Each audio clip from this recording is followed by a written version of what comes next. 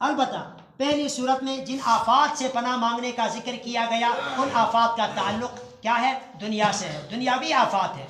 تو اب اللہ جل جلالہ نے اتنا بڑا احسان کیا، پہلی وہ صورت دی جن کے اندر اگر اس کو پڑھے گا دنیاوی آفات سے بچ جائے گا، دوسری صورت پڑھے گا تو اخروی آفات سے جو سب سے بڑا دشمن ہے شیطان، انسان کو دھکیل دھکیل کے جہنم کے کھڈے میں اس کو گرا دیتا ہے، اس کی شرارت سے بچے گا۔ تو اب رہ گیا کیا؟ بس دنیا آخرت دونوں بن گئے انسان کے، لہٰذا انسان کو چاہیے کہ اس کو اپنا معمول بنائے۔ تو اس میں اخروی آفات سے پناہ مانگا گیا۔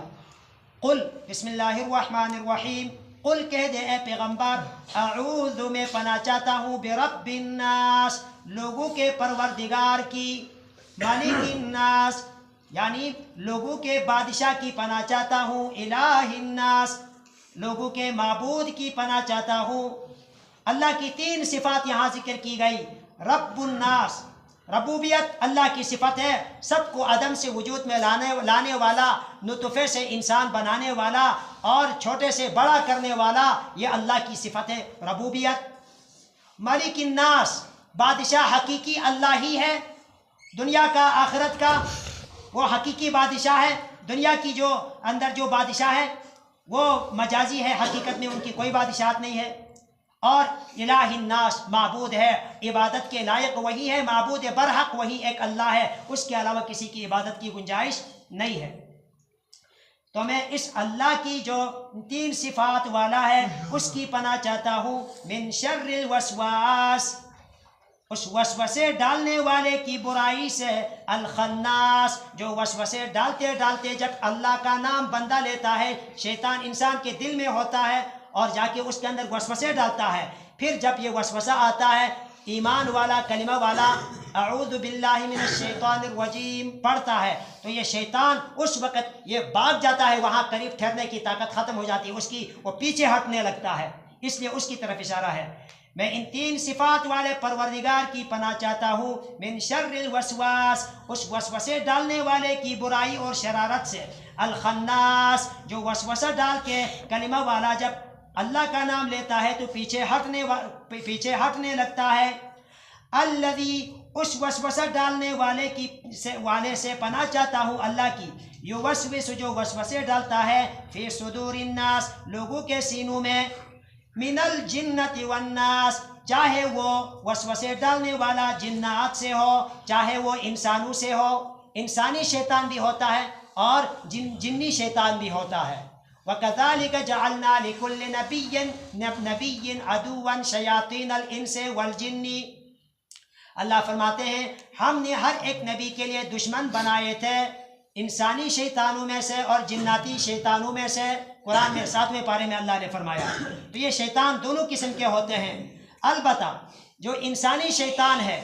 وہ جب انسان کو نقصان اور آفت پہنچانے کے لیے آتا ہے تو اول کو واعظ نصیحت کرنی پڑتی ہے اور حتی الامکان صبر کرنا پڑتا ہے، پھر بھی اگر وہ باز نہیں آتا ہے تو اس کے ساتھ لڑنا پڑتا ہے، اس کے ساتھ جنگ کرنا پڑتا ہے، تلوار اٹھانی پڑتی ہے۔ البتہ اور وہ دکھائی دیتا ہے، نظر آتا ہے۔ البتہ یہ جو شیطانی جنی شیطان ہے، یہ وہ تلوار اس کے اوپر انسان استعمال نہیں کر سکتا ہے، البتہ اللہ کا نام اس کے لیے تلوار ہے، یہ سب سے بڑی تلوار ہے۔ اللہ کا نام لیتا ہے تو وہ پیچھے ہٹتا ہے، اللہ کے نام کے سامنے کوئی چیز ٹک نہیں سکتی۔ اب یہاں پر اس صورت کے اندر 5 مرتبہ ناس کا لفظ آیا، ناس ناس ناس۔ علماء نے اس کے اندر ایک لطیفہ اور نقطہ ذکر کیا ہے، بعض علماء اس کا ترجمہ اس طرح کرتے ہیں، قل کہہ دے اے پیغمبر، اب پہلے جملے میں ناس کا لفظ آیا، اس کے ساتھ رب ہے، اور رب کہتے ہیں پالنے والے کو، تو پہلے ناس سے مراد بچے مراد ہے، بچے مراد، پالنے کی ضرورت بچے کو پیش آتی ہے۔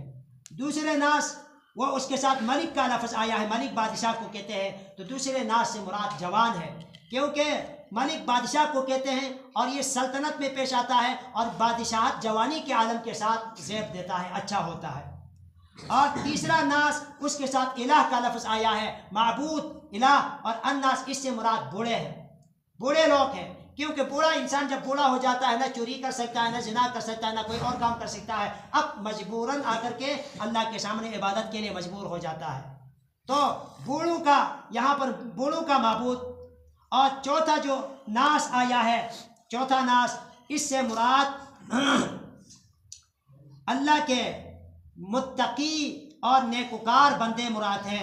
کہ شیطان جو وسوسہ ڈالتا ہے، جو نیک لوگ ہوتے ہیں ان کے دلوں میں وسوسہ ڈالتا ہے، جو کافر ہے، بدکار ہے، تو اس کو وسوسہ ڈال کے کیا کرے گا، وہ تو پہلے سے قبضے میں لیا ہوا ہے۔ تو چوتھے ناس سے نیک لوگ مراد ہے۔ اور پانچواں ناس من الجنت والناس، اس سے مراد بدکار قسم کا کہ جو لوگ ہیں وہ مراد ہے، کیونکہ یہاں پر ان سے پناہ مانگی گئی ہے، شیطان جنی سے اور شیطان انسی سے، اور جو شیطان انسانی شیطان ہے انتہائی پرلے درجے کا، وہ کیا ہوتا ہے، پرلے درجے کا نقصان دہ ہوتا ہے۔ تو اس صورت میں معنی بنے گا، قل کہہ دے اے پیغمبر، اعوذ میں پناہ چاہتا ہوں برب الناس، بچوں کے پروردگار کی پناہ چاہتا ہوں، ملک الناس، جوانوں کے پروردگار،